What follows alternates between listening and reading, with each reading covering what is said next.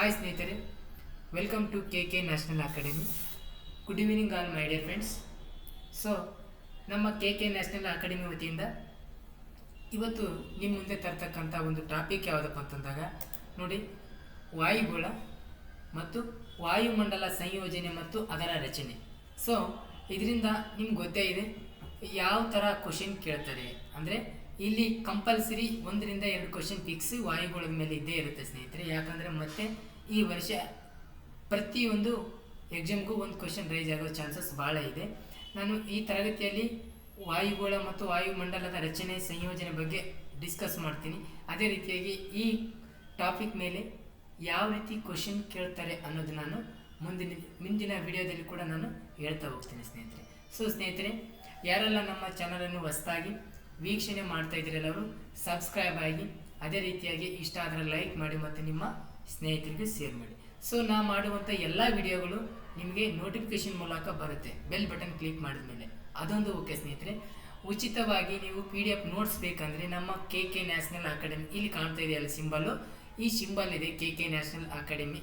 ಪ್ಲೇಸ್ಟೋರಲ್ಲಿ ಹೋಗಿ ನೀವು K national academy ಒಂದು ಆ್ಯಪನ್ನು ಡೌನ್ಲೋಡ್ ಮಾಡಿ, ಅಲ್ಲಿ ನಿಮಗೆ ಸಿಗುತ್ತೆ, ವಿಡಿಯೋಗಳು ಸಿಗ್ತವೆ, PDF ನೋಟ್ಸ್ ಸಿಗುತ್ತೆ, ಆಲ್ ಕ್ವಶನ್ ಪೇಪರ್ಸು ಸಿಗುತ್ತೆ ನಿಮಗೆ. ಅದೇ ರೀತಿಯಾಗಿ ನೀವು ವಾರಕ್ಕೊಮ್ಮೆ ಏನು ಮಾಡ್ತೀರಂದರೆ ಟೆಸ್ಟಿಗೂ ಕೂಡ ಅಟೆಂಡ್ ಆಗ್ಬೋದು ಸ್ನೇಹಿತರೆ. ಇಷ್ಟೆಲ್ಲ ಮಾಹಿತಿ ನಾವು ಈ ಟೆಲಿಗ್ರಾಮ್ ಗ್ರೂಪೂ ಇದೆ, ಅದೇ ರೀತಿ ಈ ಆ್ಯಪೂ ಇದೆ ನಮ್ಮದು. ನಿಮಗೆ ಇನ್ನೂ ಹೆಚ್ಚಿನ ಮಾಹಿತಿ ಬೇಕಪ್ಪ ಅಂತಂದರೆ ನಮ್ಮ K national academy Telegram group ಇದೆ, ಡಿಸ್ಕ್ರಿಪ್ಷನ್ ಬಾಕ್ಸಲ್ಲಿ ಹಾಕಿರ್ತೀನಿ, ಅಲ್ಲಿ ಕೂಡ ನೀವು ಜಾಯಿನ್ ಆಗ್ಬೋದು.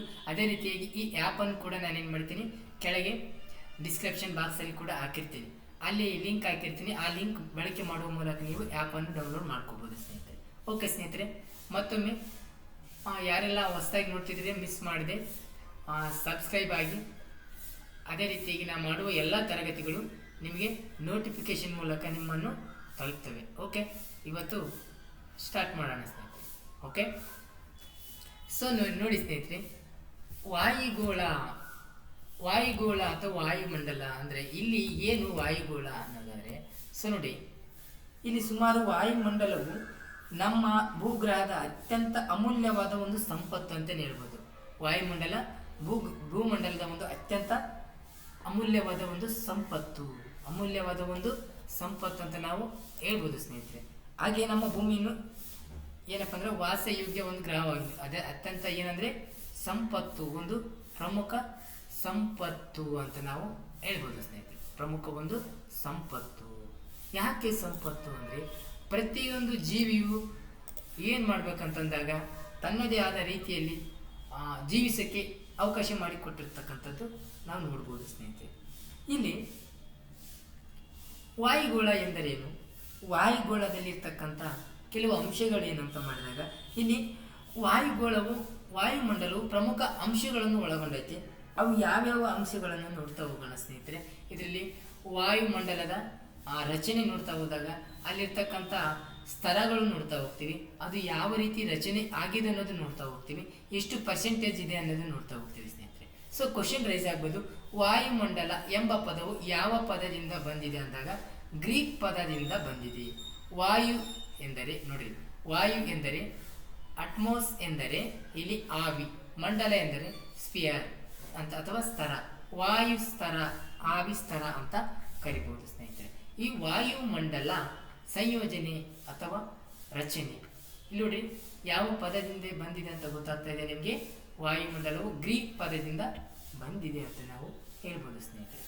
ಸೊ ವಾಯುಮಂಡಲದ ಸಂಯೋಜನೆ ಮತ್ತು ರಚನೆ ನೋಡೋದಾದರೆ, ವಾಯುಮಂಡಲದ ವಿವಿಧ ಅನಿಲಗಳು, ನೀರಾವಿ, ಧೂಳಿನ ಕಣಗಳ ಮಿಶ್ರಣವಾಗಿದೆ. ವಾಯುಮಂಡಲ ಅನೇಕ ರೀತಿಯ ಧೂಳಿನ ಕಣಗಳಾಗಿರ್ಬೋದು, ನೀರಾವಿ ಆಗಿರ್ಬೋದು, ಮತ್ತು ವಿವಿಧ ಅನಿಲಗಳಿಂದ ಮಿಶ್ರಣಗೊಂಡಂತಹ ಒಂದು ಮಂಡಲ ಆಗಿದೆ ಅಂತ ಹೇಳ್ಬೋದು.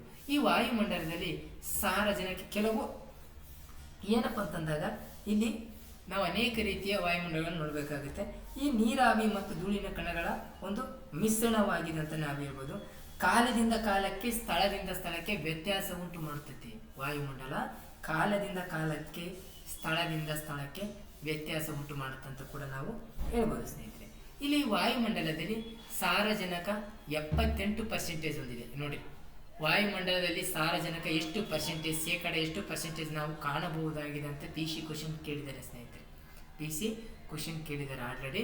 ಈ ರೀತಿ ಕ್ವಶನ್ ಬಂದಾಗ ಶೇಕಡ 78ರಷ್ಟು ಏನಪ್ಪ ಅಂದರೆ ವಾಯುಮಂಡಲದಲ್ಲಿ ಸಾರಜನಕ ಹೊಂದಿದೆ ಅಂತ ನಾವು ಹೇಳ್ಬೋದು ಸ್ನೇಹಿತರೆ. ಅದೇ ರೀತಿಯಾಗಿ ಆಮ್ಲಜನಕವು ಶೇಕಡ 21% ಒಳಗೊಂಡೈತೆ ಅಂತ ನಾವು ಇಲ್ಲಿ ನೋಡ್ತಾ ಹೋಗ್ತೀವಿ ಸ್ನೇಹಿತರೆ. ಉಳಿದ ಅನಿಲಗಳು ಶೇಕಡ 1ಕ್ಕಿಂತ ಕಡಿಮೆ ಇದೆ ಅಂತ ನಾವು ಹೇಳ್ಬೋದು. ಆರ್ಗಾನ್ ಇರ್ಬೋದು, ಇಂಗಾಲ ಡೈಆಕ್ಸೈಡ್ ಇರ್ಬೋದು,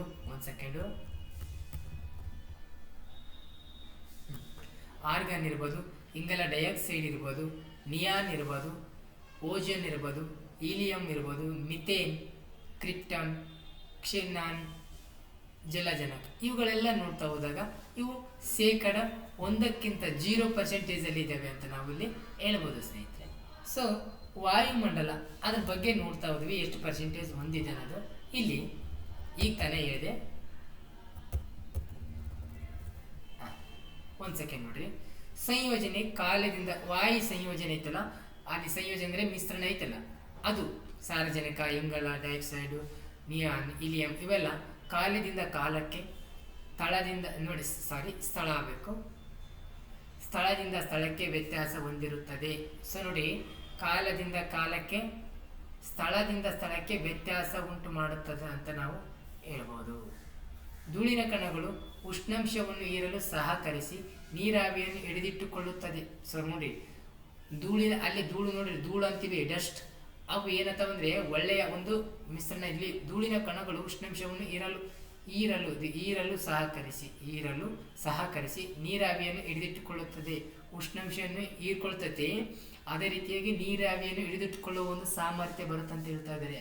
ಬೆಳಕನ್ನು ಚದುರಿಸಿ ಆಕಾಶವನ್ನು ನೀಲಿಯಾಗಿ ಮಾಡ್ತಾರೆ. ನೋಡಿ, ಆಕಾಶವು ನೀಲಿಯಾಗಿರಲು ಕಾರಣ ನೋಡ್ರಿ, ಆಕಾಶ ನೀಲಿ ಆಗಿರಲು ಕಾರಣ ಏನಪ್ಪ ಅಂತಂದಾಗ ಇಲ್ಲಿ ಬೆಳಕಿನ ಚದುರುವಿಕೆಯೇ ಆಕಾಶವು ನೀಲಿ ಆಗಿರಲು ಕಾರಣ ಅಂತ ನಾವು ಹೇಳ್ಬೋದು. ಸೊ ನೋಡ್ರಿ, ಧೂಳಿನ ಕಣಗಳು ಏನೆಲ್ಲ ಮಾಡ್ತವೆ? ಉಷ್ಣಾಂಶವನ್ನು ಹೀರಲು ಸಹಾಯ ಮಾಡ್ತವೆ, ನೀರಾವಿಯನ್ನು ಹಿಡಿದಿಟ್ಟುಕೊಳ್ಳಲು ಸಹಾಯ ಮಾಡ್ತವೆ, ಅದೇ ರೀತಿಯಾಗಿ ಬೆಳಕನ್ನು ಚದುರಿಸಿ ಏನು ಮಾಡ್ತವೆ ಅಂತಂದಾಗ ಆಕಾಶವನ್ನು ನೀಲಿಯಾಗಿ ಇಡ್ತವೆ.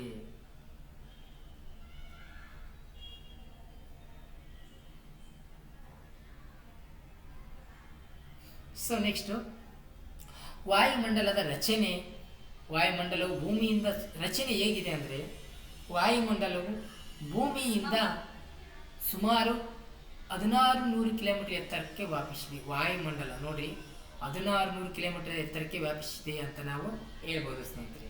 ಇಲ್ಲಿ ವಾಯುಮಂಡಲವು ಸುಮಾರು ಏನಪ್ಪ ಅಂತಂದಾಗ 1600 ಕಿಲೋಮೀಟರ್ ಎತ್ತರಕ್ಕೆ ವ್ಯಾಪಿಸಿದೆ.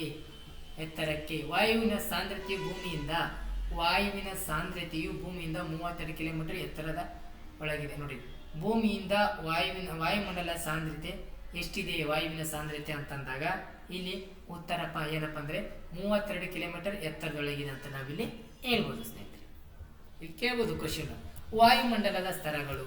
ವಾಯುಮಂಡಲದಲ್ಲಿರ್ತಕ್ಕಂಥ ಸ್ತರಗಳು ಯಾವ್ಯಾವು ಅಂದರೆ, ಸೊ ನೋಡಿ, ಪರಿವರ್ತನಾ ಮಂಡಲ, ಸಮೋಷ್ಣ ಮಂಡಲ, ನೋಡಿ ಸ್ಟ್ರಾಟೋಸ್ಪಿಯರ್, ಮಿಸೋಸ್ಪಿಯರ್, ಮಧ್ಯಮಂಡಲ ಅಂತ ಕರಿತೀವಿ. ಉಷ್ಣತಸ್ಪಿಯರ್, ಥರ್ಮೋಸ್ಪಿಯರ್, ಎಕ್ಸೋಸ್ಪಿಯರ್, ಬಾಹ್ಯ ಮಂಡಲ ಅಂತ ಕರಿತೀವಿ. ಬಾಹ್ಯ ಮಂಡಲ. ಇವು 5 ಏನಪ್ಪ ಅಂದರೆ ಸ್ತರಗಳನ್ನು ನಾವು ಇವತ್ತು ಡಿಸ್ಕಸ್ ಮಾಡ್ತಾ ಹೋಗೋಣ ಸ್ನೇಹಿತರೆ. 5 ಸ್ತರಗಳ ಬಗ್ಗೆ ಡಿಸ್ಕಸ್ ಮಾಡ್ತಾ ಹೋಗೋಣ. ವಾಯುಮಂಡಲ ರಚನೆ ಹೇಗೆ ಅನ್ನೋದು ನಾವು ಇಲ್ಲಿ ತಿಳಿತಾ ಹೋಗೋಣ. ಅದೇ ರೀತಿಯಾಗಿ ವಾಯುಮಂಡಲದ ರಚನೆ ಹೇಗಿರುತ್ತೆ ಅನ್ನೋದು ನಾವು ತಿಳಿಯುತ್ತಾ ಹೋಗ್ತಾನ. ಸ್ನೇಹಿತರೆ, ಮತ್ತೊಮ್ಮೆ ಯಾರೆಲ್ಲ ನಮ್ಮ ಚಾನಲನ್ನು ಹೊಸದಾಗಿ ನೋಡ್ತಾ ಇದ್ದೀರಲ್ಲ, ಸಬ್ಸ್ಕ್ರೈಬ್ ಮಾಡಿ, ಅದೇ ರೀತಿಯಾಗಿ ಇಷ್ಟ ಆದರೆ ಲೈಕ್ ಮಾಡಿ, ಮತ್ತು ಬೆಲ್ ಬಟನ್ ಕ್ಲಿಕ್ ಮಾಡೋದು ಮಾತ್ರ ಮರಿಬೇಡಿ. ಓಕೆನಾ ಸ್ನೇಹಿತರೆ? ಓಕೆ, ಇಲ್ಲಿ ವಾಯುಮಂಡಲದ ಸ್ತರಗಳನ್ನು ಡಿಸ್ಕಸ್ ಮಾಡ್ತಾ ಹೋಗೋಣ. ಸೊ ಇಲ್ಲಿ ವಾಯುಮಂಡಲ ಸ್ತರಗಳು ಹೇಗಿದೆ ಅಂತೇಳಿ ಈ ಪಿಕ್ಚರ್ ನೋಡಿದಾಗ ನಮಗೆ ಈಸಿಯಾಗಿ ಕ್ಲಿಯರ್ ಆಗಿ ಅರ್ಥ ಆಗುತ್ತೆ ಸ್ನೇಹಿತರೆ. ನಿಮ್ಮ ಮುಂದೆ ಚಿತ್ರದ ಮೂಲಕ ನಾನು ಎಕ್ಸ್ಪ್ಲೈನ್ ಮಾಡ್ತಾ ಹೋಗ್ತಾ ಇದ್ದೀನಿ ಸ್ನೇಹಿತರೆ. ಒಂದು ಚಿತ್ರದ ಮೂಲಕ ಎಕ್ಸ್ಪ್ಲೈನ್ ಮಾಡ್ತಾ ಹೋಗ್ತೀನಿ. ನೋಡಿ, 1 ಸೆಕೆಂಡ್. Structure of environment. ಇಲ್ಲಿ ಏನಿದೆ ಅಂತಂದಾಗ ಅಟಮೋಸ್ಫಿಯರ್ ನಾನು ಹೇಳ್ತಾ ಇದ್ದೀನಿ. ಇಲ್ಲಿ ಭೂಮಿಯಿಂದ ಕೆಳಗಡೆ, ಇಲ್ಲಿ ಭೂಮಿಯಿಂದ ಕೆಳಗಡೆ ಏನಪ್ಪ, ಭೂಮಿಯಿಂದ ನೋಡಿ ಇಲ್ಲಿ ಭೂಮಿಯಿಂದ ಕೆಳಗಡೆ ಏನಾಗುತ್ತೆ ಅಂತಂದಾಗ, ಇದು ನಮಗೆ ಭೂಮಿ ಇದೆ, ಭೂಮಿಯಿಂದ ಈ ಮೇಲ್ಮುಖ ಹೋದಂತೆಲ್ಲ ನಾವು ಆ ಸ್ತರಗಳನ್ನು ಮೇಲಕ್ಕೆ ಹೋಗ್ತದೆ. ಏನು ಭೂಮಿಯಿಂದ ಕೆಳಗಡೆ ಸ್ತರಗಳು ಅಂತಂದಾಗ ಪರಿವರ್ತನಾ ಮಂಡಲ, ಪರಿವರ್ತನಾ ಮಂಡಲ ಅಂತ ಕರಿತೀವಿ. ಪರಿವರ್ತನಾ ಮಂಡಲ ಮೀನ್ಸ್ ಇಲ್ಲಿ ಈಗ ಹೇಳಿದೆ ಏನಪ್ಪ ಅಂತಂದಾಗ ಪರಿವರ್ತನಾ ಮಂಡಲ ಅಂತಂದಾಗ ನಾವು ಟ್ರಾಪೋಸ್ಫಿಯರ್ ಅಂತ ಕರಿತೀವಿ. ಟ್ರಾಪೋಸ್ಫಿಯರ್ ಫಸ್ಟ್ ಬರುತ್ತೆ. ಈ ಭೂಮಿಯಿಂದ ಟ್ರಾಪೋಸ್ಫಿಯರ್ ಇಲ್ಲಿದೆ. ಪರಿವರ್ತನಾ ಮಂಡಲ ಇಲ್ಲಿ ಕಾಣ್ತಾ ಇದೆ ನೋಡಿ, ಲುಕ್ ಹಿಯರ್ ದಿಸ್ ಪಿಕ್ಚರ್, ಇಷ್ಟಿದೆ.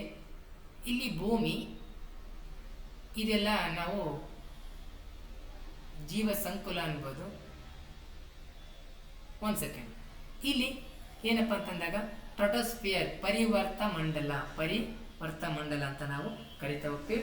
ಇಲ್ಲೇ ಪರಿವರ್ತನಾ ಮಂಡಲದಲ್ಲಿ ಎಲ್ಲವೂ ನಾನು ನೋಡ್ತಾ ಹೋಗ್ತೇನೆ, ಈಗ ಎಕ್ಸ್ಪ್ಲೇನ್ ಮಾಡ್ತಾ ಹೋಗ್ತೀನಿ. ಪರಿವರ್ತನಾ ಮಂಡಲದಲ್ಲಿ ಎಲ್ಲ ಚಟುವಟಿಕೆಗಳು ನಡೀತವಂತ ನಾವು ಹೇಳ್ಬೋದು ಸ್ನೇಹಿತರೆ. ಅದಾದ ನಂತರ ಪರಿವರ್ತನಾ ವಿರಾಮ ಅಂತ ಬರುತ್ತೆ. ಅಂದರೆ ಪರಿವರ್ತನಾ ಮಂಡಲ ಮತ್ತು ಪರಿವರ್ತನಾ ಸಹಿಷ್ಣು ಮಂಡಲ, ಪರಿವರ್ತನಾ ಮಂಡಲ ಮತ್ತು ಟ್ರಾಟೋಸ್ಫಿಯರ್ ಮಧ್ಯೆ ಇರ್ತಕ್ಕಂಥದ್ದು ಏನಪ್ಪ ಅಂತಂದಾಗ ನಿಮ್ಗೆ ಗೊತ್ತಿದೆ, ಈಗ ಹೇಳ್ತಾ ಇದ್ದೀನಿ. ಪರಿವರ್ತನಾ ವಿರಾಮ ಅಂತ ನಾವು ಕರಿತೀವಿ. ಇಲ್ಲಿ ಇರ್ತಕ್ಕಂಥದ್ದು ಪರಿವರ್ತನಾ ವಿರಾಮ. ಆಮೇಲೆ ಏನಾಗುತ್ತೆ ಅಂದರೆ ಟ್ರಾಟೋಸ್ಫಿಯರ್ ಬರುತ್ತೆ. ಇಲ್ಲಿ ಟ್ರಾಟೋಸ್ಫಿಯರ್ ಇದೆ. ಇದು ಏನು ಮಾಡುತ್ತಪ್ಪ ಅಂದರೆ ಇಲ್ಲಿ ಏನೆಲ್ಲ ಮಾಡುತ್ತೆ, ಪರಿವರ್ತನಾ ಮಂಡಲದಲ್ಲಿ ಏನೆಲ್ಲ ಇರುತ್ತೆ ಅನ್ನೋದು ನೋಡ್ತಾ ಹೋಗೋಣ. ಸೊ ಇದು ಪರಿವರ್ತನಾ ಮಂಡಲ ಅಂದರೆ ಮಿಶ್ರಣ ವಲಯ ಅಂತ ಕರಿತೀವಿ. ಇದನ್ನ ಏನಂತ ಕರಿತೀವಿ? ಇದನ್ನ ಮಿಶ್ರಣ ವಲಯ ಅಂತ ಕರಿತೀವಿ. ಇದಕ್ಕೆ ಟ್ರೋಪೋಸ್ ಅಂತ ಕರಿತೀವಿ. ಇನ್ನೊಂದು ಹೆಸರೇ ಟ್ರೋಪೋಸ್ ಅಂತ ಕರಿತೀವಿ. ಈ ಗ್ರೀಕ್ ಭಾಷೆಯಿಂದ ಬಂದಿದ್ದು ಅಂತ ನಾವು ಹೇಳೋದು. ಮಿಶ್ರಣ ಅಥವಾ ಟರ್ಬ್ಯುಲೆನ್ಸ್ ಅಂತ ಕರಿತೀವಿ. ವಾಯುಮಂಡಲದ ಅತ್ಯಂತ ಕೆಳ ಪದರೆ ನಾವೇನಂತ ಕರಿತೀವಿ? ಟ್ರಾಟೋಸ್ಫಿಯರ್ ಅಥವಾ ಪರಿವರ್ತನಾ ಮಂಡಲ. ಇದು ಅತ್ಯಂತ ಕೆಳ ಪದರು ಆಗಿದೆ ಅಂತ ನಾವಿಲ್ಲಿ ಹೇಳ್ಬೋದು. ಇಲ್ಲಿ ಜೀವಿಯ ಸಂಕುಲ ನೋಡ್ತೀವಿ, ಜೀವಿಗಳ ಅಸ್ತಿತ್ವ ಇಲ್ಲಿದೆ ನೋಡಿ. ಇಲ್ಲಿ ಜೀವಿಗಳ ಅಸ್ತಿತ್ವ ಎಲ್ಲಿ ನೋಡ್ತೀವಿ ಅಂತಂದಾಗ ಪರಿವರ್ತನಾ ಮಂಡಲ ಅಥವಾ ಟ್ರಾಟೋಸ್ಫಿಯರ್ ಅಲ್ಲಿ ನೋಡ್ತೀವಿ. ಈ ಮಂಡಲಕ್ಕೆ ಪರಿವರ್ತನಾ ಮಂಡಲ ಅಂತ ಕರಿತೀವಿ. ಇನ್ನೊಂದು ಹೆಸರು ಏನಂತೀವಿ? ಬದಲಾವಣೆಯ ಮಂಡಲ. ಯಾಕಂತಂದಾಗ ಯಾವ ಕ್ಷಣದಲ್ಲಾದರೂ ವಾಯು ಬದಲಾವಣೆ ಉಂಟಾಗುತ್ತೆ. ಇಲ್ಲಿ ಏನಾಗುತ್ತಪ್ಪ ಅಂತಂದಾಗ ಇಲ್ಲಿ ಹವಾಮಾನ ಉಂಟಾಗುವ ಅಂತ ಒಂದು ಪ್ರದೇಶ ಯಾವುದೇ ಪರಿವರ್ತನಾ ಮಂಡಲ ಅಂತ ಕರಿಬೋದು. ಹವಾಮಾನ ಉತ್ಪಾದಕ ವಲಯ ಅಂತ ಕೂಡ ಕರಿತೀವಿ. ಹವಾಮಾನ ಉತ್ಪಾದಕ ವಲಯ ನೋಡಿ, ಹವಾಮಾನ ಉತ್ಪಾದಕ ವಲಯ ಅಂತ ನಾವು ಕರಿಬಹುದು. ಅದೇ ರೀತಿಯಾಗಿ ಇಲ್ಲಿ ಉಷ್ಣಾಂಶ, ಒತ್ತಡ ಹಾಗೂ ಮಾರುತ ಮತ್ತು ಮೋಡಗಳು ನಾವಿಲ್ಲಿ ಕಾಣಬಹುದಾಗಿದೆ. ಉಷ್ಣಾಂಶ, ಒತ್ತಡ ಮತ್ತು ಮೋಡಗಳನ್ನು ಕಾಣ್ತೀವಿ. ಎಲ್ಲಿ ಅಂದರೆ ಪರಿವರ್ತನಾ ಮಂಡಲದಲ್ಲಿ. ಇದೇ ಪರಿವರ್ತನಾ ಮಂಡಲದಲ್ಲಿ ಉಷ್ಣಾಂಶ, ಮಾರುತಗಳಾಗಿರ್ಬೋದು, ಅದೇ ರೀತಿಯಾಗಿ ಉಷ್ಣಾಂಶ, ಮಾರುತಗಳು ಮತ್ತು ಮೋಡಗಳು ಇಲ್ಲೆಲ್ಲ ನಾವು ಕಾಣ್ತೀವಿ. ಅದು ಅಲ್ಲದೆ ಮಿಂಚು, ಗುಡುಗು ಈ ಪರಿವರ್ತನಾ ಮಂಡಲದಲ್ಲಿ ಅಥವಾ ಪರಿವರ್ತನಾ ಮಂಡಲದಲ್ಲಿ ಅಥವಾ ಟ್ರಾಪೋಸ್ಫಿಯರ್ನಲ್ಲಿ ಕಾಣ್ತೀವಿ. ನೋಡಿ, ಪರಿವರ್ತನಾ ಮಂಡಲ, ಟ್ರಾಪೋಸ್ಫಿಯರ್.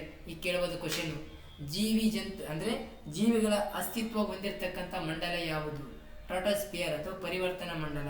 ಮಿಂಚು, ಗುಡುಗು, ಹವಾಮಾನ, ಅದೇ ರೀತಿಯಾಗಿ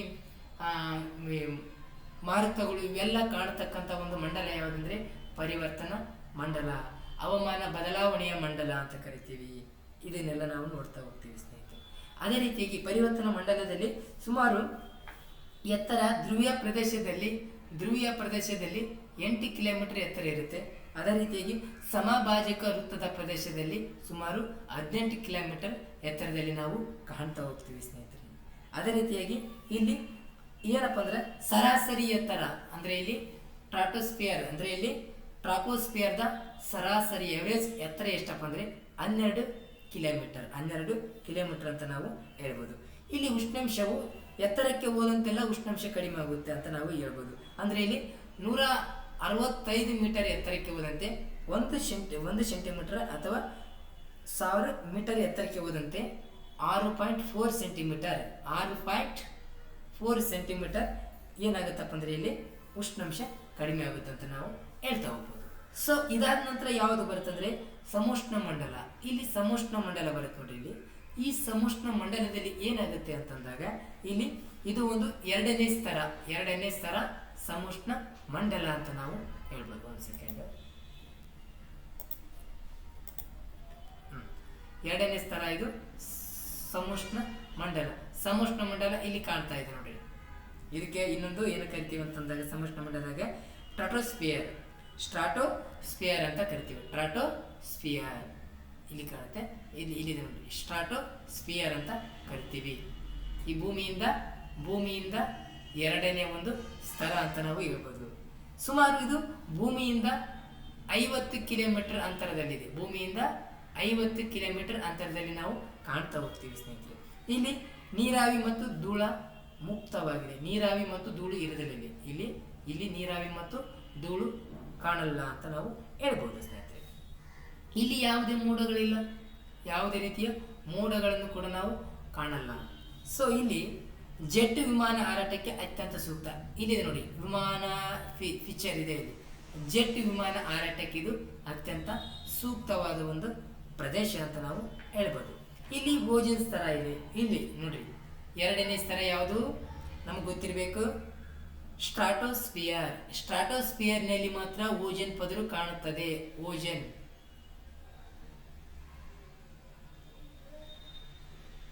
ಓಜೋನ್ ಪದರ ಎಲ್ಲಿ ಕಾಣುತ್ತೆ? ಸ್ಟ್ರಾಟೋಸ್ಫಿಯರ್ನಲ್ಲಿ ಕಾಣುತ್ತದೆ.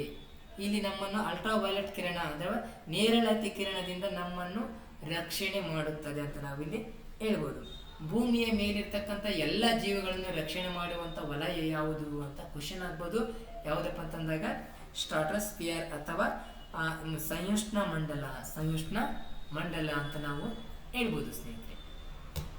ಇದು ಸುಮಾರು 5ರಿಂದ 20 ಕಿಲೋಮೀಟರ್ ಅಂತರ ಮಧ್ಯದಲ್ಲಿದೆ. 5ರಿಂದ 20 ಕಿಲೋಮೀಟರ್ ಮಧ್ಯದಲ್ಲಿದೆ ಅಂತ ನಾವು ಹೇಳ್ಬೋದು. ಸೊ ಸಮೋಷ್ಣ ವಿರಾಮವು ಸಮೋಷ್ಣ ಮಂಡಲ ಮತ್ತು ಮಧ್ಯ ಮಂಡಲದ ನಡುವೆ ಇದೆ. ಸಮೋಷ್ಣ ವಿರಾಮ ಅಂತ ಕರಿತೀವಿ. ಸಮೋಷ್ಣ ವಿರಾಮ ಏನು ಮಾಡುತ್ತೆ ಅಂತ ಅಂದಾಗ ಮಧ್ಯ ಮಂಡಲ ಮತ್ತು ಸಂಯುಷ್ಣ ಮಂಡಲವನ್ನು ಬೇರ್ಪಡಿಸುತ್ತದೆ ಅಂತ ನಾವು ಇಲ್ಲಿ ಹೇಳ್ಬೋದು ಸ್ನೇಹಿತರೆ. ಅದಾದ ನಂತರ ಮಧ್ಯ ಮಂಡಲ ಅಥವಾ ಮಿಸೋಸ್ಫಿಯರ್ ಅಂತ ಬರುತ್ತೆ. ಇಲ್ಲಿ ಮಿಸೋಸ್ಫಿಯರ್ ಬರುತ್ತೆ. ಇಲ್ಲಿ ಕಾಣ್ತಾ ಇದೆ, ಮಿಸೋಸ್ಫಿಯರ್ ಅಂತ ಬರುತ್ತೆ. ಈ ಮಿಸೋಸ್ಫಿಯರ್ ಅಲ್ಲಿ ಏನೆಲ್ಲ ನಡೀತದೆ? ಇದು ಭೂಮಿಯಿಂದ 3ನೇ ಸ್ತರ ಅಂತ ನಾವು ಹೇಳ್ಬೋದು. ಭೂಮಿಯಿಂದ 3ನೇ ಸ್ತರ ಅಂತ ಹೇಳ್ಬೋದು. ಇದು ಸುಮಾರು ಭೂಮಿಯಿಂದ 80 ಕಿಲೋಮೀಟರ್ ಅಂತರದಲ್ಲಿದೆ. ಸುಮಾರು 80 ಕಿಲೋಮೀಟರ್ ಅಂತರದಲ್ಲಿದೆ ಅಂತ. ಒಂದು ಸೆಕೆಂಡ್.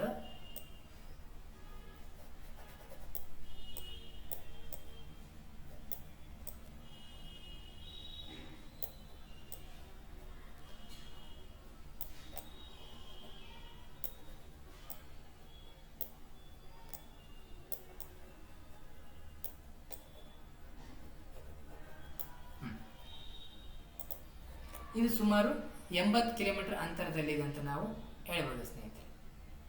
ಇಲ್ಲಿ ಅದಾದ ನೋಡ್ರಿ, ಇದು ವಾಯುಮಂಡಲದಲ್ಲಿ ಅತ್ಯಂತ ಶೀತ ವಲಯ ಯಾವುದು ಅಂತಂದ್ರೆ ಮಧ್ಯಂತರ ಮಂಡಲ ಅಥವಾ ಮೆಸೋಸ್ಫಿಯರ್ ಅಂತ ಕರಿತೀವಿ. ಅತ್ಯಂತ ಶೀತವಾದ ಪ್ರದೇಶ ಯಾವುದಂದ್ರೆ ಮಧ್ಯಂತರ ಮಂಡಲ ಅಂತ ನಾವು ಹೇಳ್ಬೋದು. ಸೂರ್ಯನ ಕಿರಣಗಳು ಹೀರಲಾರದಷ್ಟು ವಾಯು ಇರಲ್ಲ. ಇಲ್ಲಿ ಸೂರ್ಯನ ಕಿರಣ ಹೀರಿಕೊಳ್ಳ ಆಗದಷ್ಟು ವಾಯು ಇರಲ್ಲ, ಅಂದರೆ ಗಾಳಿನೇ ಇರಲ್ಲ ಅಂತ ನಾವಿಲ್ಲಿ ಹೇಳ್ಬೋದು. ಇಲ್ಲಿನ ಪ್ರಮಾಣ ಉಷ್ಣತೆ ಇಳಿಕೆ ಪ್ರಮಾಣ ಮಂಡಲದಿಂದ ಇಲ್ಲಿ ಉಷ್ಣಾಂಶ ಕಡಿಮೆ ಇರುತ್ತದೆ ಅಂತ ನಾವಿಲ್ಲಿ ಹೇಳ್ಬೋದು.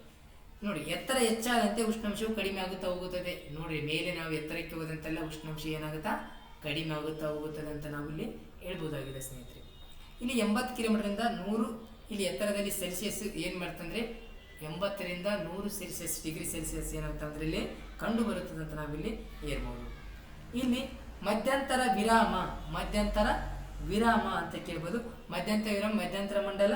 ಅದೇ ರೀತಿಯಾಗಿ ಇನ್ನೊಂದೇನಪ್ಪ ಅಂತಂದಾಗ ಉಷ್ಣತಾ ಮಂಡಲವನ್ನು ಬೇರ್ಪಡಿಸುತ್ತದೆ. ಏನು ಮಾಡುತ್ತಾ ಡಿವೈಡ್ ಮಾಡುತ್ತಾ ಅಂತ ನಾವು ಹೇಳ್ಬೋದು. ಇಷ್ಟು ಅದಾದ ನಂತರ ಏನು ಮಾಡ್ಬೋದು, ಉಷ್ಣತಾ ಮಂಡಲ ಅಂತ ಬರುತ್ತೈತೆ.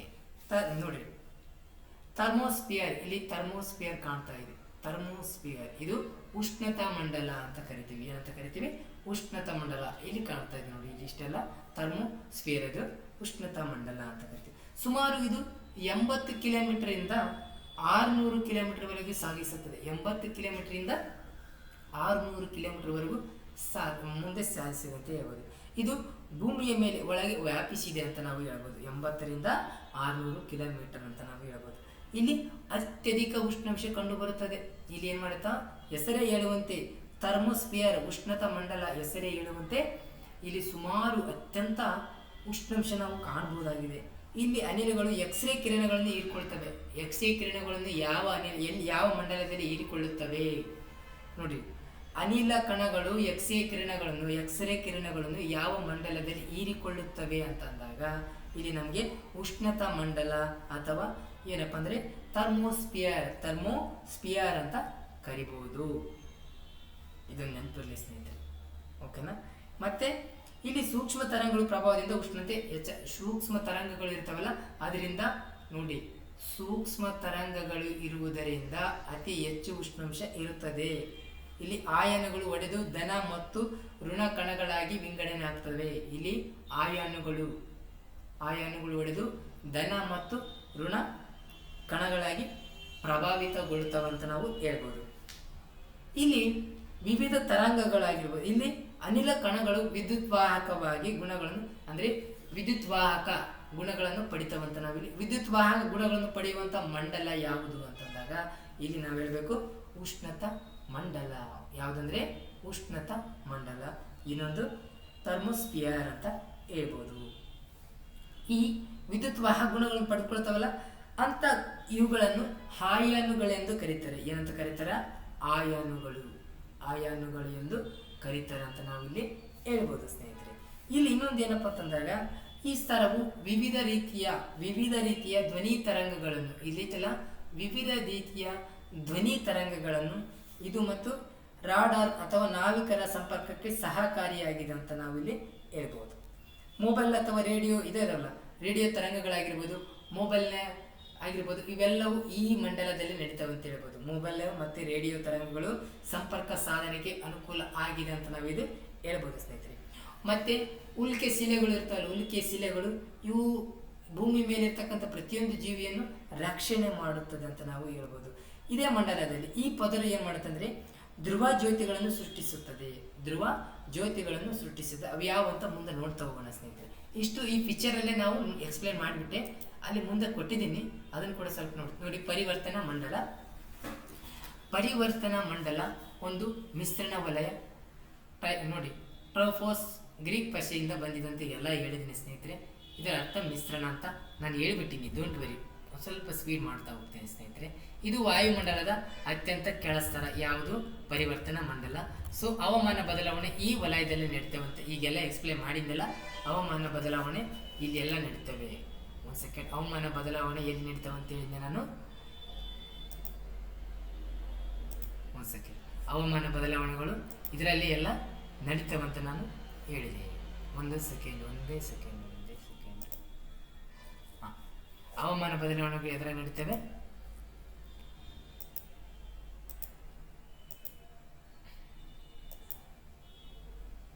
ಪರಿವರ್ತನಾ ಮಂಡಲದಲ್ಲಿ ನಡೀತಾವಂತ ನಾನು ಈಗ ತಾನೇ ಹೇಳಿದೆ ಸ್ನೇಹಿತರೆ. ಇದನ್ನು ಪರಿವರ್ತನಾ ಮಂಡಲ ಅಥವಾ ಬದಲಾವಣೆಯ ಮಂಡಲ ಅಲ್ಲೇ ಎಕ್ಸ್ಪ್ಲೇನ್ ಮಾಡ್ತಾ ಹೇಳ್ಬಿಟ್ಟೆ. ಹವಾಮಾನ ಉತ್ಪಾದಕ ವಲಯ ಅಂತ ಕರಿತೀವಿ ಅಂತ ನಾನು ಹೇಳಿದೆ ಸ್ನೇಹಿತರೆ. ಅದೇ ರೀತಿಯಾಗಿ ಇಲ್ಲಿ ಅನೇಕ ರೀತಿಯ ಈ ವಲಯದಲ್ಲಿ ಉಷ್ಣಾಂಶ, ಒತ್ತಡ, ಮಾರುತಗಳು, ಮೋಡಗಳು ಮತ್ತು ಇವುಗಳಲ್ಲದೆ ವಿಶಿಷ್ಟವಾದ ಮಿಂಚು, ಗುಡುಗು, ಕಾಮನಬಿಲ್ಲು, ಮಳೆ ಎಲ್ಲ ಸೊ ಸ್ನೇಹಿತರೆ, ಈ PDF ನೋಟ್ಸ್ ನಾನು ಹಾಕಿರ್ತೀನಿ, ಗ್ರೂಪಲ್ಲಿ ಹಾಕಿರ್ತೀನಿ, ಡೋಂಟ್ ವೆರಿ. ಸ್ವಲ್ಪ ಇಲ್ಲಿ ಎಕ್ಸ್ಪ್ಲೈನ್ ಆದರೂ ಕೂಡ ನೀವೊಮ್ಮೆ ಓದ್ಕೊಂಡ್ಬಿಡ್ರಿ. ಇದರಿಂದ ಯಾವ ರೀತಿ ಕ್ವಶನ್ ಬರ್ತಾವಂತ ನಿಮಗೆ ಅರ್ಥ ಆಗಿಬಿಡುತ್ತೆ ಸ್ನೇಹಿತರೆ. ಈ ವಲಯದ ಎತ್ತರವು ಧ್ರುವೀಯ ಪ್ರದೇಶಗಳಲ್ಲಿ 8 ಕಿಲೋಮೀಟರ್, ಸಮಭಾಜಕ ವೃತ್ತದಲ್ಲಿ 18 ಕಿಲೋಮೀಟರ್ ಅಂತ ಹೇಳಿದೆ. ಸರಾಸರಿ ಎತ್ತರ ಸುಮಾರು ಎವರೇಜ್ ಎತ್ತರ 12 ಕಿಲೋಮೀಟರ್ ಅಂತ ಹೇಳಿದೆ.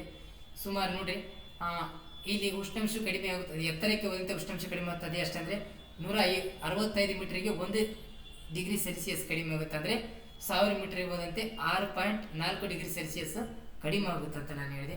ಪರಿವರ್ತನೆ ವಿರಾಮ ಮತ್ತು ಪರಿವರ್ತನೆ ಮಂಡಲ ಮತ್ತು ಸಮೋಷ್ಣ ಮಂಡಲ ನಡುವಿನ ಗಡಿಯಾಗಿದೆ ಪರಿವರ್ತನೆ ವಿರಾಮ ಅಂತ ಹೇಳ್ಬೋದು. ಈಗ ನೆಕ್ಸ್ಟ್ ಸಹಿಷ್ಣು ಮಂಡಲ. ಸಹಿಷ್ಣು ಮಂಡಲ 2ನೇ ಸ್ತರ ಅಂತಲೇ ಹೇಳಿದ್ವಿ. ಸಹಿಷ್ಣು ಮಂಡಲ ನಾವೇನಿದ್ವಿ 2ನೇ ಸ್ತರ. ಸಮೋಷ್ಣ ಮಂಡಲ ಇದಕ್ಕೆ ಇನ್ನೊಂದು ಹೆಸರು ಸ್ಟ್ರಾಟೋಸ್ಫಿಯರ್ ಅಂತ ಕರಿತೀವಿ. ಇದು ವಾಯುಮಂಡಲದ 2ನೇದು. ಈ ವಾಯುಮಂಡಲವು ಭೂಮಿಯ ಮೇಲ್ಮೈಯಿಂದ 50 ಕಿಲೋಮೀಟರ್ ಎತ್ತರದಲ್ಲಿದೆ. ಇದು ನೀರಾವಿ ಮತ್ತು ಧೂಳಿನ ಕಣಗಳಿಂದ ಮುಕ್ತವಾಗಿದೆ. ಅಲ್ಲಿ ಪಿಕ್ಚರಲ್ಲಿ ನೋಡ್ತಾ ಹೋದಿವಲ್ಲ, ಅಲ್ಲಿ ಇದೆ ನಿಮಗೆ. ಜೆಟ್ ವಿಮಾನಗಳ ಹಾರಾಟಕ್ಕೆ ಅತ್ಯಂತ ಸೂಕ್ತವಾದ ವಲಯ ಯಾವುದಂದ್ರೆ ಸಮೋಷ್ಣ ಮಂಡಲ ಅಂತ ನಾವು ಹೇಳ್ಬೋದು ಸ್ನೇಹಿತರೆ. ಮತ್ತೊಮ್ಮೆ ಸ್ನೇಹಿತರೆ, ಯಾರೆಲ್ಲ ಹೊಸದಾಗಿ ನೋಡ್ತಾ ಇದ್ರಲ್ಲ, ಸಬ್ಸ್ಕ್ರೈಬ್ ಮಾಡೋದು ಮರಿಬೇಡ್ರಿ. ಜೆಟ್ ವಿಮಾನಗಳ ಹಾರಾಟಕ್ಕೆ ಅತ್ಯಂತ ಸೂಕ್ತ ವಲಯ ಅಂದರೆ ವಿಮಾನಗಳ ಹಾರಾಟಕ್ಕೆ ಅತ್ಯಂತ ಸೂಕ್ತ ವಲಯ ಅಂತ ನಾವು ಹೇಳ್ಬೋದು. ಓಜೋನ್ ಸ್ತರವು ಸೂರ್ಯನಿಂದ ಬರುವ ನೇರಳಾತೀತ ಕಿರಣಗಳನ್ನು ಹೀರಿಕೊಳ್ಳುತ್ತದೆ. ಇದೇ ವಲಯದಲ್ಲಿ, ಯಾವುದು ವಲಯದಲ್ಲಿ? ಸಮೋಷ್ಣ ಮಂಡಲ ಅಥವಾ ಸ್ಟ್ರಾಟೋಸ್ಫಿಯರ್ನಲ್ಲಿ ನೇರಳಾತೀತ ಕಿರಣ ಅಲ್ಟ್ರಾವೈಲೆಟ್ ಕಿರಣವನ್ನು ಹೀರಿಕೊಂಡು ಪ್ರತಿಯೊಂದು ಜೀವಿಯನ್ನು ರಕ್ಷಣೆ ಮಾಡುತ್ತದೆ ಅಂತ ನಾವು ಹೇಳ್ಬೋದು. ಈ ಸ್ತರವು ಸುಮಾರು 5 ರಿಂದ 20 ಕಿಲೋಮೀಟರ್ದಲ್ಲಿ ಇದೆ ಅಂತ ನಾವು ಹೇಳ್ಬೋದು. ಸಮೋಷ್ಣ ವಿರಾಮ ಸಮೋಷ್ಣ ಮಂಡಲ ಮತ್ತು ಮಧ್ಯಮಂಡಲ ನಡುವಿನ ಇದೆ. ಇದು ಹೇಳಿದಿನಲ್ಲ, ಪಿಕ್ಚರಲ್ಲೇ ನೋಡ್ತಾ ಹೋದ್ವಿ. ಮಧ್ಯಂತರ ಮಂಡಲ ನೋಡ್ರಿ. ಮಧ್ಯಂತರ ಮಂಡಲ ಈ ಪದರು ಭೂಮಿಯ ಮೇಲ್ಮೈಯಿಂದ 80 ಕಿಲೋಮೀಟರ್ ಎತ್ತರದಲ್ಲಿದೆ ಅಂತ ಹೇಳಿದೆ. 80 ಕಿಲೋಮೀಟರ್ ಎತ್ತರದಲ್ಲಿದೆ. ವಾಯುಮಂಡಲದ ಅತ್ಯಂತ ಶೀತ ವಲಯ. ವಾಯುಮಂಡಲದ ಅತ್ಯಂತ ಶೀತ ವಲಯ ಯಾವುದಪ್ಪ ಅಂತಂದಾಗ ಮಧ್ಯಂತರ ಮಂಡಲ. ನಿಮ್ಗೆ ಆಗಲೇ ಎಕ್ಸ್ಪ್ಲೈನ್ ಮಾಡಿದ್ದೆಲ್ಲ. ಓಕೆ. ಸೊ ಇಲ್ಲಿ ಸೂರ್ಯನ ಕಿರಣಗಳನ್ನು ಏರಲಾರದಷ್ಟು ವಾಯು ವಿರಳವಾಗಿದೆ. ಅಂದ್ರೆ ಅಲ್ಲಿ ಯಾವುದೇ ರೀತಿಯ ಗಾಳಿ ಇಲ್ಲ ಅಂತ ನಾವು ಹೇಳುದು. ಉಷ್ಣಾಂಶದ ಇಳಿಕೆಯ ಪ್ರಮಾಣ ಈ ಮಂಡಲದಿಂದ ಪ್ರಾರಂಭವಾಗುತ್ತೆ. ಉಷ್ಣಾಂಶ ಮೇಲಕ್ಕೆ ಹೋದಂತೆಲ್ಲ ಉಷ್ಣಾಂಶ ಹೆಚ್ಚಾಗುತ್ತೆ ಅಂತ ಹೇಳಿದ್ನೆಲ್ಲ, ಕಡಿಮೆ ಆಗುತ್ತದೆ. ಈ ಅಂಶದಿಂದ ಕಡಿಮೆ ಆಗುತ್ತದೆ. ಟೆಂಪರೇಚರ್ ಕಡಿಮೆ ಆಗುತ್ತೆ ಅಂತ ಹೇಳಿದೆ. ಓಕೆನಾ? ಸಾರಿ. ಎತ್ತರಕ್ಕೆ ಹೆಚ್ಚಾದಂತೆ ಉಷ್ಣಾಂಶ ಕಡಿಮೆ ಆಗುತ್ತದೆ. ಕಡಿಮೆ ಆಗುತ್ತದೆ. ಅಲ್ಲಿಯೇ ಹೇಳಿಕೆಗಳು ಕೂಡ ಕೊಡ್ಬೋದು, ಹೆಂಗಾದ್ರೂ ಕೊಡ್ಬೋದು. ಎತ್ತರಕ್ಕೆ ಹೆಚ್ಚಾದಂತೆ ಉಷ್ಣಾಂಶ ಕಡಿಮೆ ಆಗುತ್ತದೆ, ಅದೇ ರೀತಿ ಎತ್ತರ ಹೆಚ್ಚಾದಂತೆ ಉಷ್ಣಾಂಶ ಜಾಸ್ತಿ ಆಗುತ್ತೆ. ಈ ರೀತಿ ಹೇಳಿಕೆಗಳು ತಪ್ಪು ಸರಿ ಕೇಳಬಹುದು ಸ್ನೇಹಿತರೆ. ಮಧ್ಯಂತರ ವಿರಾಮ ಮಧ್ಯಂತರ ಮಂಡಲ ಉಷ್ಣತ ವಲಯ ಮಂಡಲ ನಡುವಿನ ಬರುತ್ತದೆ. ಮಧ್ಯಂತರ ವಿರಾಮ ಇವೆರಡನ್ನು ಡಿವೈಡ್ ಮಾಡುತ್ತೆ ಅಂತ ನಾವು ಹೇಳ್ಬೋದು. ಸೊ ನೆಕ್ಸ್ಟ್ ಮಧ್ಯಂತರ ಮಂಡಲ ಉಷ್ಣತ ಮಂಡಲ. ಉಷ್ಣತ ಮಂಡಲ ಸುಮಾರು ನೋಡ್ರಿ 80 ರಿಂದ 600 ಕಿಲೋಮೀಟರ್ ಒಳಗೆ ವ್ಯಾಪಿಸಿದೆ ಅಂತ ಹೇಳ್ಬೋದು. ಉಷ್ಣಾಂಶ ಅತ್ಯಧಿಕವಾಗಿರ್ತಕ್ಕಂಥ ಮಂಡಲ. ಅನಿಲ ಕಣಗಳ ಎಕ್ಸೆ ಕಿರಣಗಳನ್ನು ಹೀರಿಕೊಳ್ಳುವುದರಿಂದ ಇಲ್ಲಿ ಸೂಕ್ಷ್ಮ ತರಂಗಗಳ ಪ್ರಭಾವದಿಂದ ಉಷ್ಣಾಂಶ ಹೆಚ್ಚಾಗಿರುತ್ತದೆ. ಅನಿಲ ಕಿರಣಗಳನ್ನು ಎಕ್ಸ್ರೇ ಕಿರಣಗಳನ್ನು ಹೀರಿಕೊಳ್ಳುವ ಮಂಡಲ ಯಾವುದು? ಉಷ್ಣಾಂಶ ಮಂಡಲ. ಅಥವಾ ಇನ್ನೊಂದು ಹೆಸರು ಕರಿತೀವಿ ಅದಕ್ಕೆ, ಏನಂತಪ್ಪ ಅಂತಂದ್ರೆ ಥರ್ಮೋಸ್ಫಿಯರ್ ಅಂತ ಕರಿತೀವಿ. ಅನಿಲ ಕಣಗಳ ಎಕ್ಸ್ರೇ ಇದನ್ನು ಹೀರಿಕೊಳ್ತವೆ. ಅನಿಲ ಕಣಗಳು ವಿದ್ಯುತ್ ವಾಹಕ ಗುಣಗಳನ್ನು ಪಡೆದುಕೊಳ್ಳುತ್ತವೆ. ಇವುಗಳನ್ನು ಆಯನು ಮಂಡಲ ಎಂದು ಕರಿತೇವೆ.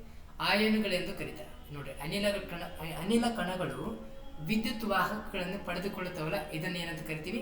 ಆಯನುಗಳೆಂದು ಕರಿತೀವಿ. ಈ ಸ್ತರವು ವಿವಿಧ ಧ್ವನಿ ತರಂಗಗಳನ್ನು ಪ್ರತಿಫಲಿಸುತ್ತದೆ. ಧ್ವನಿ ತರಂಗಗಳು ರೇಡಿಯೋ ಆಗಿರ್ಬೋದು, ಮೊಬೈಲ್ ಆಗಿರ್ಬೋದು, ಸಂಪರ್ಕ ಸಾಧ್ಯಮ, ಟೆಲಿವಿಷನ್, ಎಲ್ಲವೂ, ಕಂಪ್ಯೂಟರ್, ಎಲ್ಲವೂ ನಾವು ಆನ್ಲೈನ್ ವರ್ಕ್ ಮಾಡ್ತಾ ಇರ್ಬೋದು, ಅಥವಾ ಮೊಬೈಲ್ ಆಗಿರ್ಬೋದು, ಸ್ಯಾಟಲೈಟ್, ಇವೆಲ್ಲವೂ ಇದೇ ಮಂಡಲದಿಂದ ಪ್ರತಿಧ್ವನಿಸುತ್ತದೆ ಅಂತ ನಾವು ಹೇಳ್ಬೋದು ಸ್ನೇಹಿತರೆ.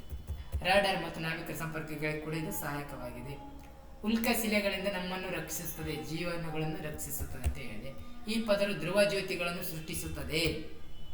ನೋಡ್ರಿ, ಧ್ರುವ ಜ್ಯೋತಿಯನ್ನು ಸೃಷ್ಟಿಸುವಂತಹ ಒಂದು ಮಂಡಲ ಯಾವುದಂದ್ರೆ ಸಮೋಷ್ಣ ಮಂಡಲ, ಉಷ್ಣತ ಮಂಡಲ ಅಂತ ನಾವು ಕರೀಬಹುದು. ಉಷ್ಣತ ಮಂಡಲ. ಈ ಪದರು ಧ್ರುವ ಜ್ಯೋತಿ, ಅವು ಕೂಡ ನೋಡ್ತಾ ಹೋಗೋಣ. ಅವುಗಳೆಂದರೆ ಅರೋರಾ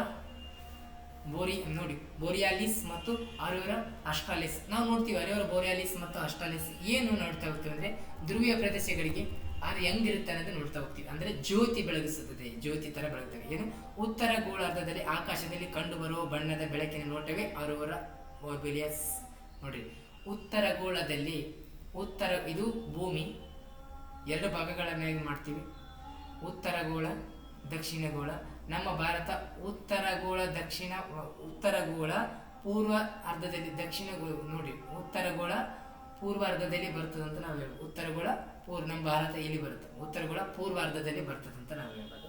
ಇಲ್ಲಿ ಉತ್ತರ ಗೋಳದಲ್ಲಿ ಆಕಾಶದಲ್ಲಿ ಕಂಡುಬರುವ ಬಣ್ಣದ ಬೆಳಕಿನ ನೋಟವೇ ಅರೋರಾ ಬೋರಿಯಾಲಿಸ್ ಇದು ನೋಡಿ 66.5 ಉತ್ತರದಿಂದ 90 ಡಿಗ್ರಿ ಸೆಲ್ಸಿಯಸ್ ಉತ್ತರದಲ್ಲಿ ಕಂಡುಬರುತ್ತೆ. ನೋಡಿ ಏನಪ್ಪ ಅಂದರೆ 66.5 ಡಿಗ್ರಿ ಸೆಲ್ಸಿಯಸ್ ಉತ್ತರದಿಂದ 90 ಡಿಗ್ರಿ ಸೆಲ್ಸಿಯಸ್ ಉತ್ತರದಲ್ಲೇ ಕಂಡುಬರುತ್ತೆ. ಅದೇ ರೀತಿಯಾಗಿ ಇನ್ನೊಂದು ಏನಪ್ಪ ಅಂದರೆ ಅದೇ ರೀತಿಯಾಗಿ ದಕ್ಷಿಣ ಗೋಳಾರ್ಧದಲ್ಲಿ ಸೇಮ್ ಆ್ಯಸ್ ಇಟ್ ಈಸ್ 66.5 ದಕ್ಷಿಣದಿಂದ 90 ಡಿಗ್ರಿ ಸೆಲ್ಸಿಯಸ್ ದಕ್ಷಿಣದವರೆಗೆ ಕಂಡುಬರ್ತಕ್ಕಂಥ ಬೆಳಕಿನ ನೋಟವೇ ಅರೋರಾ ಆಸ್ಟ್ರಾಲಿಸ್. ಇದು ಯಾವುದು ಮೊದಲದು ಉತ್ತರದಲ್ಲಿ ಕಂಡುಬರೋದಂದರೆ ಅರೋರಾ ಬೋರಿಯಾಲಿಸಿಸ್ ಮತ್ತು ಅರೋರಾ ಆಸ್ಟ್ರಾಲಿಸಿಸ್ ಅಂತ ಕರಿತೀವಿ. ಅವು ಹೆಂಗಿರ್ತವೆ ಚಿತ್ರವನ್ನು ನೋಡ್ತಾ ಹೋಗೋಣ. ಇಲ್ಲಿ ಪಿಕ್ಚರ್ ಇದೆ ಒಂದು.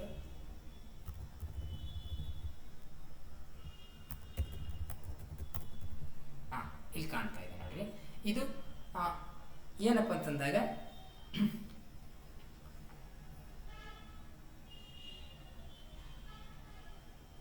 ಅರೋರಾ ಬೋರಿಯಾಲಿಸ್. ಇದು ಏನಪ್ಪ ಅಂತಂದಾಗ ಉತ್ತರದಲ್ಲಿ 66.5 ಡಿಗ್ರಿಯಿಂದ ಉತ್ತರದಲ್ಲೇ 90 ಡಿಗ್ರಿಯಲ್ಲಿ ಕಂಡುಬರುತ್ತೆ. ಯಾವುದು ಅರೋರಾ ಬೋರಿಯಾಲಿಸಿಸ್. ಇದು ದಕ್ಷಿಣ ಗೋಳದಲ್ಲಿ ಏನು ಬರುತ್ತೆ 66.5 ಡಿಗ್ರಿ ಸೆಲ್ಸಿಯಸ್ನಿಂದ 90 ಡಿಗ್ರಿ ಸೆಲ್ಸಿಯಸ್ವರೆಗೆ ಕಂಡುಬರುತ್ತೆ. ಅಲ್ಲಿ ಕಾಣುತ್ತೆ. ಯಾವುದಂತಂದಾಗ ಇದು ಆಸ್ಟ್ರಾಲಿಸಿಸ್ ಅಂತ. ಅರೋರಾ ಆಸ್ಟ್ರಾಲಿಸಿಸ್, ಅರೋರಾ ಬೋರಿಯಾಲಿಸಿಸ್. ನಾವು ಇವು ಚಿತ್ರಗಳನ್ನು ನೋಡಿದಾಗ ನಿಮಗೆ ಗೊತ್ತಾಗಬೇಕು. ಇವು ಇದೇ ರೀತಿಯ ಜ್ಯೋತಿ. ಇದಕ್ಕೆ ಯಾಕೆ ಬೆಳಕು ಈ ರೀತಿ ಬೆಳಕು ಬರೋದಕ್ಕಿಂತ ನಾವು ಧ್ರುವ ಜ್ಯೋತಿಗಳು ಅಂತ ಕರಿತೀವಿ. ಇದಕ್ಕೇನು ಧ್ರುವ ಜ್ಯೋತಿಗಳು ಅಂತ ನಾವು ಕರಿತೀವಿ. ಒಂದು ದಕ್ಷಿಣ ಗೋಳಾರ್ಧದಲ್ಲಿ ಕಂಡು ಬಂದರೆ ಒಂದು ಉತ್ತರ ಗೋಳಾರ್ಧದಲ್ಲಿ ಕಂಡು ಬರುತ್ತದೆ. ಒಂದು ದಕ್ಷಿಣ ಗೋಳಾರ್ಧದಲ್ಲಿ ಕಂಡು ಬಂದರೆ ಒಂದು ಉತ್ತರ ಗೋಳಾರ್ಧದಲ್ಲಿ ನಾವು ನೋಡ್ತಾ ಹೋಗ್ತೇವೆ. ಓಕೆ ಸ್ನೇಹಿತರೆ, thank you for watching.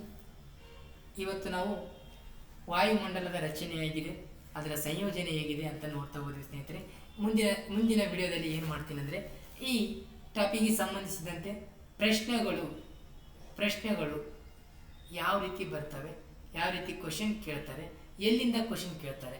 So ನೋಡಿ ಸ್ನೇಹಿತರೆ, ಒಂದು ಇನ್ಫಾರ್ಮೇಷನ್ ಏನಪ್ಪ ಅಂತಂದಾಗ ಯಾವುದೇ ಒಂದು ಪ್ರಶ್ನೆಗಳನ್ನು ತೆಗೆದುಕೊಳ್ಳಿ ಅವರು ಗೋರ್ಮೆಂಟ್ ಟೆಕ್ಸ್ಟ್ ಬುಕ್ನಿಂದ ತೆಗೆದುಕೊಳ್ತಾರೆ.